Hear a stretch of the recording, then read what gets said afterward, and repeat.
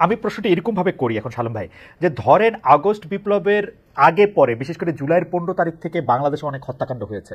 আমরা খুবই শিহরিতভাবে দেখেছি যে সেই হত্যাকাণ্ডের যেটা নমুনা সেটা গুম করার চেষ্টা করা হয়েছে। আমরা খুবই অবাক হয়ে দেখেছি পুলিশ অফিসাররা স্বরাষ্ট্রমন্ত্রীকে বলছেন যে একটা মরলে একটা যায় আরেকটা যায় না, মানে খুবই নৃশংসভাবে নিষ্ঠুরতার মধ্যে আমাদের এটার মধ্যে গিয়েছে। কিন্তু পাশাপাশি কতজন পুলিশ অফিসারকেও আসলে খুন করা হয়েছে অনেক পুলিশ থানার মধ্যে। আপনার কাছে কি মনে হয় বর্তমান সরকার বা বর্তমান পুলিশ কি আসলে সবগুলি হত্যাকাণ্ডের নির্মোহ তদন্ত করবেন? আমরা কি বিচার পাবো? আপনি কি লক্ষণ দেখতে পান? আপনার আপনি আমি কথাটা আবার বললে আবার অন্য পেশার মানুষের কেমন লাগে আমি জানি না। একটা বাংলাদেশের প্রেক্ষাপটে পুলিশেরই এই রেকর্ড আছে, পুলিশের রিপোর্টে পুলিশের ফাঁসি হয়েছে একবার না একাধিকবার, এই রেকর্ড গুলো পুলিশেরই আছে। আমি সম্ভবত অন্য খুব কম ডিপার্টমেন্টে আমি সরকারি আমি আপনার নাম উল্লেখ করছি না, খুব কম উদাহরণ দেখা যাবে আর কি।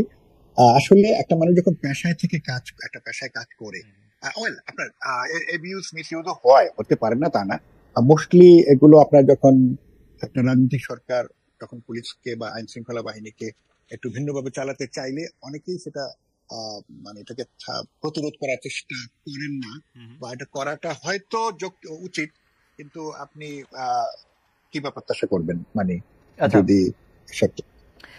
আমি এটুকু বলছি, আমি এক কথা এটা বলতে পারি, আমি বিশ্বাস করি পুলিশ নির্মোহ ভাবেই এই কাজটা করতে পারবে। আর অজস্র উদাহরণ অতীতে রয়ে গেছে এবং পুলিশ যেটা বললাম কিন্তু সালম ভাই করতে পারবে এটা আমি শিওর, করবে কিনা সেটা ছিল আমার প্রশ্ন। আমরা মনে করি যে প্রশাসন এখানে আছে তারা এটা এনশিওর অবশ্যই ইনশাল্লাহ করবে। আমরা আমাদের এই অগাস্টের এই কয়েকটা দিন আমাদের বাংলাদেশ পুলিশ যেই ঝড়ের মধ্যে যে ঘটনা প্রবল এর মধ্যে গিয়েছে, বাংলাদেশ পুলিশ কেন বিশ্বের কোনো পুলিশকেই সম্ভবত এত কঠিন অবস্থানে কখনো পড়তে হয়নি। In a fine day in the morning আপনি দেখছেন যে এখন বাংলাদেশে কোথাও থানা নেই, থানা বলতে কোনো কিছু নেই, এরকম একটা কঠিন একটা অভিজ্ঞতা সেই সাধারণ মানুষের কিংবা পুলিশের যেটা হয়েছে, অবশ্যই এটা আমরা কখনোই আর দেখতে চাই না। এবং সেটা পুনরাবৃত্তি রোধ করার জন্য যা কিছু করার দরকার সবকিছু বাংলাদেশ পুলিশ করবে, অবশ্যই এটা আমি বিশ্বাস করি, এটুকু আস্থা আমার রয়েছে তাদের। সালম ভাই বাংলাদেশের পুলিশ বলতে আমাদের এক ধরনের একটা, আমি এটাকে আপনি মুরব্বী মানুষ আপনাকে কিভাবে বলি যে মানে একটা একটা একটা একটা একটা খুব ভালো ধারণা না। সবাই মনে করে পুলিশের সাথে যে কয়টি শব্দ যায় সেটা হচ্ছে ঘুষ, দুর্নীতি, পাচার, জনতুষ্টি, সরকারের অন্যায় বা যে ক্ষমতাবান তার অন্যায় আবদারগুলি মেনে নেওয়া, নির্দেশগুলি মেনে নেওয়া, ওরকম। আমি আপনার কাছে একটু জানতে চাইবো, সরি একটু ইন্টারাপ্ট, আমি আপনার কাছে একটু জানতে চাইবো যে বাংলাদেশের পুলিশে আপনি মনে করেন শতকরা কত ভাগ পুলিশ সদস্য ন্যায় ভিত্তিক ভাবে তার পুলিশ কার্যক্রম করেন আর কত ভাগ সদস্য কম্প্রোমাইজড, যদি আমি এরকম ভাবে বলি? আচ্ছা, আমরা আসলে এই কথাটা বলার আগে যে কথাটা আমি বলতে চাচ্ছি, আপনার আনফরচুনেটলি আপনারা যাদেরকে দেখেছেন, কিছু ব্যতিক্রম তো অনেক ভালো মানুষ তো অবশ্যই আছে, আমি যে অর্থে বলছি কথা অন্য অর্থে বলছি, কিন্তু যাদেরকে আপনার বেশি ফোকাসে দেখেছেন তারা কিন্তু বাংলাদেশ পুলিশের একটা নমুনা হিসাবে একটা এক পাতিল ভাত থেকে একটা ভাত তুললে যেমন তার নমুনাকে প্রতিনিধিত্ব করে যেটা, সেটা না, কিন্তু তারা বিরল ভাবে বাছাই করা কিছু মহাদুষ্ট কিছু মানুষ। আমি বিরলভাবে বাছাই করা মহাদুষ্ট মানুষ, এটা ইন্টারেস্টিং ভাবে বলেছেন। একেবারে আপনি চিন্তা করতে পারবেন না, এই লোকগুলো এই জায়গায় বসার কথা না। তারা এক একজন, আমি একজনের কথা বলতে পারি যিনি ঢাকা শহরকে মাতিয়ে বেরিয়েছেন অনেক ইয়ে করে, ফোকাসে থেকেছেন সপ্তাহ পর সপ্তাহ, মাসের পর মাস, আপনারাও ফোকাসে রেখেছেন, উনিও ফোকাসে চেয়েছেন। প্রায় 80 জনকে ডিঙ্গিয়ে উনি ডিআইজি হয়েছিলেন। মানে দেশে যে মানে আপনি কার কথা বলছেন? আপনি কার কথা বলছেন? ডিবি প্রধান হারুনের কথা কি বলছেন? আমি তাই বলছি। উনি আমার ব্যাচমেট ছিলেন, উনি আমার আমি তাকে অনুষ্ঠানে পরিচয় করে দিয়েছিলাম আমার বন্ধু বলে। অনেকে আমাকে জানতে চাইছে যে উনি এখন কোথায় বা উনি এখন কি করছেন। আচ্ছা, না উনি এখন কোথায় এটা যদি আমি জানি সেটা তো আমরা আইন শৃঙ্খলা বাহিনী যেভাবে আমরা প্রতিনিয়ত কাজ করছি, যখন জানবো তখন সেভাবেই তাকে ডিল করা হবে, বা এটা আমরা করছি সেভাবে। আর এখানে আমরা স্পেশাল ব্রাঞ্চের একটা বাড়তি সমস্যার কথা বলি,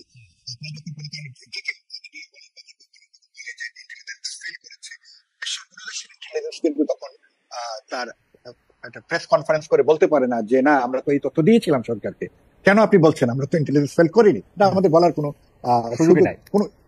কারোরই নেই। বিশ্বের কোনো দেশ ইন্টেলিজেন্স গভর্নমেন্টকে বাইপাস করে প্রেস কনফারেন্স করতে পারবে না যে আমরা যত সময় দিয়েছিলাম বা ইত্যাদি ইত্যাদি, আমার সুযোগ নেই। তো শালো ভাই আপনাকে যখন পেয়েছি এটি না জিজ্ঞেস করে পারছি না আসলে। আপনি যখন বললেনই যে বন্ধু হারুনের কথা, যিনি ডিআইজি ছিলেন এবং 80 জনকে ডিঙিয়ে যিনি ডিআইজি হয়েছিলেন, আপনি কি একটু বলবেন যে তার শক্তির উৎস আসলে কি ছিল, কি শক্তি থাকলে, কি উপায় থাকলে 80 জনকে ডিঙিয়ে আসলে গুরুত্বপূর্ণ পোস্ট পাওয়া যায়? আমি কিন্তু তার আগে মেনে নিচ্ছি, আমরাও তাকে নিয়ে অনেক বেশি মাতামাতি করেছি, সাংবাদিকরা দিনের পর দিন তার কাছে গিয়েছি। মনে হয়েছে যে বাংলাদেশের পুলিশ বলতে আসলে হারুন সাহেবকে বোঝায়। ট্রুলি আমি এই কথাটাই বলছি যে আপনারা মানে ঘটনাগুলো এমন হয়ে গিয়েছিল, আপনি ঘুরে ফিরে এরকম কিছু মানুষকে আপনারা দেখছিলেন। আরো বাংলাদেশ পুলিশে অসংখ্য দক্ষ নিবেদিত প্রাণ সৎ মানুষ আছে, যারা আমার একজন খুব শ্রদ্ধেয় একজন কর্মকর্তা যিনি রিটায়ার করেছেন, সম্ভবত এখনো বেঁচে আছেন, বলেছিলেন, এখন না, সে 1991 সালে আমি যখন পুলিশ একাডেমিতে ট্রেনিং করি তখন স্যার যে কথাটা বলেছিলেন যে বাংলাদেশ পুলিশকে ঠিক করার জন্য আমার 64 জন সৎ এসপি দরকার।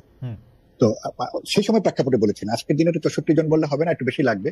আমি যে কথাটা এখানে যোগ করতে চাই, এই পুলিশের এই ক্ষমতা আছে 64 না আরো বহুগুণ নিবেদিত প্রাণ সৎ পেশাদার নেতা সরবরাহ করার মানে সুযোগ এবং আছে আমাদের। এবং এই মাঠ পর্যায়ে তারা কাজ করছে বলেই আপনার অসংখ্য ম্যাজিক দেখতে পান। ঘটনা হয়েছে আপনার দিনাজপুর, আসামি ধরা হচ্ছে টেকনাফ থেকে, এই যে নানান রকম ইয়াগুলো দেখতে পাচ্ছেন এই নিবেদিত প্রাণ মানুষগুলোকে ঘিরে। হ্যাঁ, আপনি যেটা বলেন এবিদের কথা যেটা আসে, এখন আপনি যেভাবে চালাবেন তাহলে সেটা ওই জায়গায় আমি বলতেছিলাম যে হারুন সাহেবের মতো যারা অফিসার আছেন তারা তো চেইন অফ কমান্ডই আসলে ফলো করে থাকেন। তাহলে সেই ক্ষেত্রে ঢাকার কমিশনার, পুলিশের আইজিপি, স্বরাষ্ট্রমন্ত্রী, তাদেরকে কি আসলে দায়ী করতে হবে না এইসব ব্যাপারে? আমরা দেখেছি যে একজন রিটায়ার্ড আইজিপি, আপনি জানেন, জনাব নূর মোহাম্মদ বলছেন, তার একটি সাক্ষাৎকারে বলছেন যে পুলিশের বড় অফিসারদের সাথে স্বরাষ্ট্রমন্ত্রী প্রতিদিন বা বেশ কিছু সপ্তাহের বেশ কিছু বিকেলে বসছেন বা সন্ধ্যায় রাতে বসছেন, বিভিন্ন ধরনের খোশ গল্প করছেন। আমি যদি এক পা এগিয়ে গিয়েও বলি, কারণ নূর মোহাম্মদ সাহেব যেটি আসলে ইঙ্গিত করেছেন যে তারা বিভিন্ন ডিসিশন নিচ্ছেন, যে ডিসিশনটা আসলে রাতে ওইখানে নেওয়ার কথা না, বা যে পরিবেশটা সেই পরিবেশটা থাকার কথা না। নূর মোহাম্মদ সাহেব বলছেন যে এরকম কোনো ঘটনার কথা আগে তিনি কখনো শোনেনও নাই। আপনি কি এটা একটু বলবেন, এটা কি আপনারা চোখ চেয়ে চেয়ে দেখেছেন, আপনারা যারা সিনিয়র অফিসার ছিলেন, যে দিনের পর দিন এরকম হচ্ছে? এটা তো আপনার মানে আসলে সত্যিকার ভাবে আপনার যখন যে কোনো একটা ছোট একটা লিডার হোক আর বড় একটা হোক, একটা নেতৃত্বের পর্যায়ে একটা ছোটখাটো একটা ত্রুটি অনেক বড় রকম একটা ইম্প্যাক্ট পড়ে পুরো ডিপার্টমেন্টের উপরে আর কি। মানে নূর মোহাম্মদ সাহেব যেটা বলেছেন আমি শুনেছি, স্যার অনেক জ্ঞানী মানুষ, গুণী মানুষ, আমার তার সাথে দ্বিমত করার সুযোগ আমার খুবই কম, হয়তো একটু কমই বলেছেন।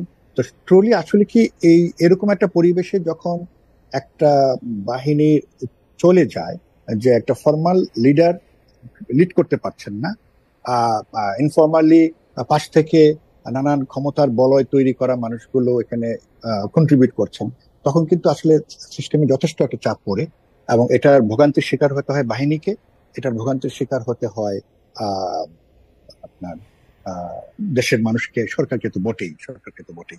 তো তারা এমন একটা বলয় তৈরি করতে, এটা কি এরকম না যে সরকারই এরকম একটা বলয় চেয়েছিল? সরকার এরকম একটি, তারা দুরকমই হতে পারে। আমার কাছে মনে হয় তারা নিজেদেরকে এমন ভাবে উপস্থাপন করেছেন যে আমরা আপনার অনুগত, আমরা আপনাকে রক্ষা করব, যারা একটু পেশাদার লোক, যারা একটু মানে দলবাজ নয়, তারা খুব আইনের কথা বলবে এবং আপনাকে প্রোটেকশন দেবে না, আপনি you will be in trouble. আমার এক বন্ধু, নাম বলতে পারি, রুহুল আমিন, পেশাদার একটা কর্মকর্তা, তো তার যখন আইজি হওয়ার সমস্ত ব্যাপার সে কনফার্ম হয়ে গেল, আমার ব্যাচমেটও ছিলেন, হুট করে দেখা গেল কি তাকে জুনিয়র কিছু কর্মকর্তা পছন্দ করেনি বলে উনি আইজি হতে পারলেন না। ফাইনালি উনি অ্যাডিশনাল আইজি হয়ে রিটায়ার করলেন, এটিও একটা কম গুরুত্বপূর্ণ একটা জায়গা থেকে। নর্মালি তার যে জ্ঞান, তার যে পেশাদারিত্ব, তার যে সততা, সেটার প্রতি একটা একরকম আমরা বলবো, যেহেতু সে সিনিয়র ছিল, একটা অবিচারী হয়েছিল। তো এই যে সিদ্ধান্তটা যদি টপ লেভেল থেকে হয় তাহলে কোনো কথা ছিল না, সিদ্ধান্তটা যখন নিচে থেকে আসে তখন কিন্তু একটা বাহিনীর শৃঙ্খলাটা নষ্ট হওয়ার একটা উপক্রম হয়। এই জায়গাগুলোতে আমরা আশা করবো যেটা অন্তত ভবিষ্যতে সরকারগুলো, পলিটিক্যাল গভর্নমেন্ট সহ যে সরকারগুলো, তারা হয়তো এই জায়গাটা যেটা সচেতন। শালো ভাই, আমার মনে হয় যে ভবিষ্যতের কথা তো আপনি যে আহ্বান জানিয়েছেন সেটি শুনলে তো আমরা সবাই আসলে খুব বেঁচে যাব এবং খুব ভালোই হবে।